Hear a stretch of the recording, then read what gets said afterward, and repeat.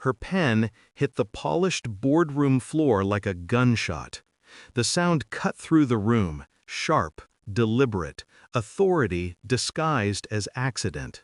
She didn't look at me at first. She didn't need to. Everyone else did.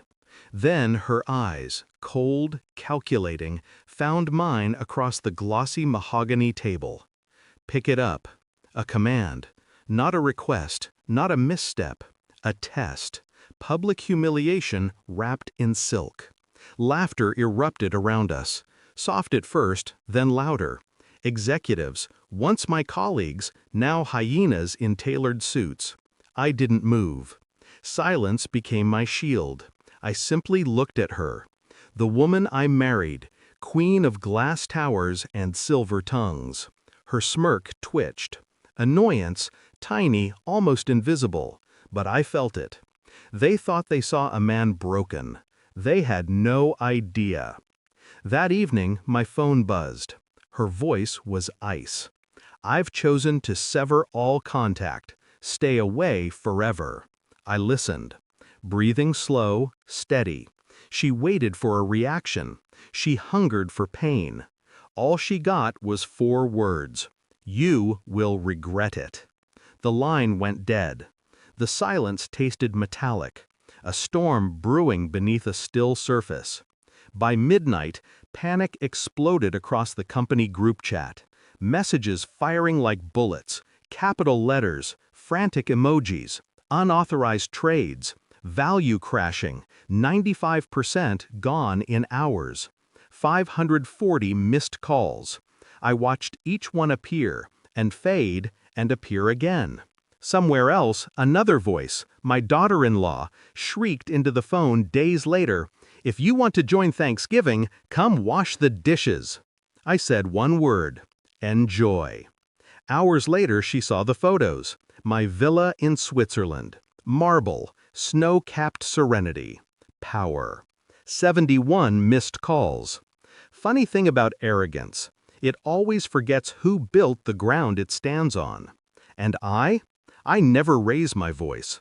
I just watch gravity work. The humiliation wasn't born in that boardroom. It had roots.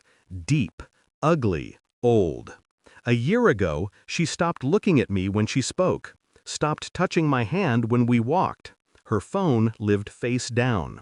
Her laughter came in texts I never saw.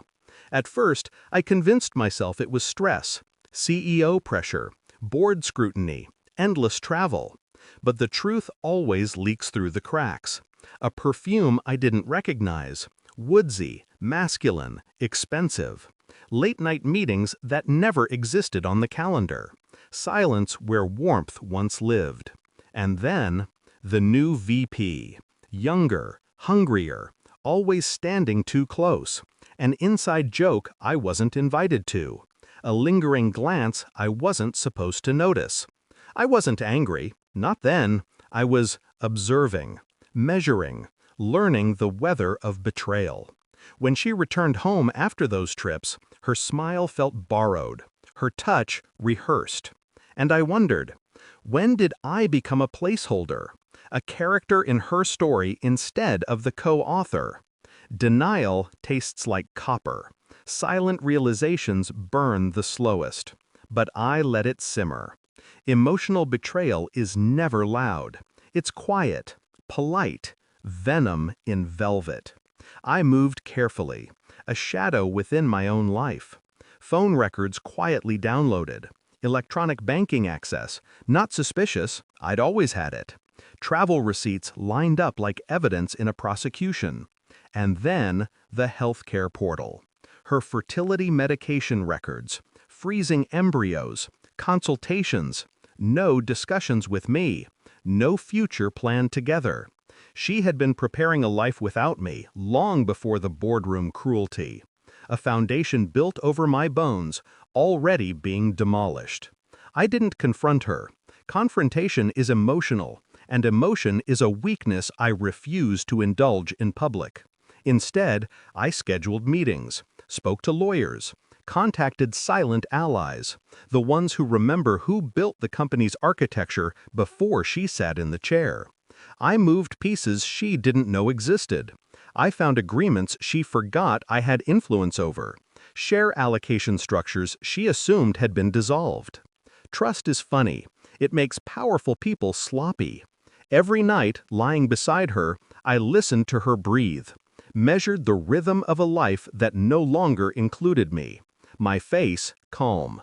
My heart, ice forming layer by layer. Patience is the quietest form of vengeance. Evidence arrives quietly. A confidential financial trail. Private messages obtained legally through shared business systems. A romantic weekend in Milan. A transfer she thought no one saw.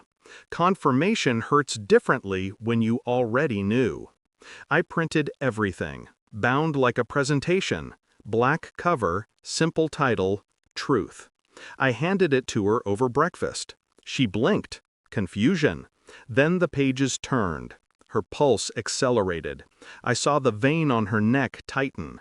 Her voice cracked once. You knew? I sipped my coffee. The steam kissed my face like calm after war. I know everything. Silence filled the kitchen like smoke. She reached for excuses, for fear, for control, but I stayed still. Stillness unravels liars faster than anger. I didn't scream, didn't accuse, didn't demand explanation. I simply set the final document on the counter, a legal power shift dated months ago. I smiled, thin, surgical. You wanted separation. Consider it granted. Her eyes widened, confusion becoming dread, then horror as she realized I already owned the exit before she planned the escape. Board votes secured, shares reassigned through dormant clauses. Emergency power triggered at her request to distance herself, a request interpreted legally as abandonment. She gave me the sword. I only chose when to drop it. Her voice trembled. You ruined me? I looked at her the way surgeons look at tumors. No, you simply met consequence. I didn't stay for tears. She didn't deserve an audience. I packed one suitcase, left the house that was never a home, only a stage for illusion. On the flight to Switzerland, I stared at clouds, calm, indifferent. The phone buzzed, hundreds of messages, begging, threats, apologies arriving too late to matter. Funny how silence becomes power once you master it. In the mountains, snow fell like quiet judgment. I poured a glass of wine. Warmth spread slowly, earned, not shared. I no longer felt anger, just clarity. People don't betray you suddenly. They simply reveal who they always were. And when truth arrives, some drown in it. I don't save them. I never needed to raise my voice. I only needed to step away. Power is not taking revenge.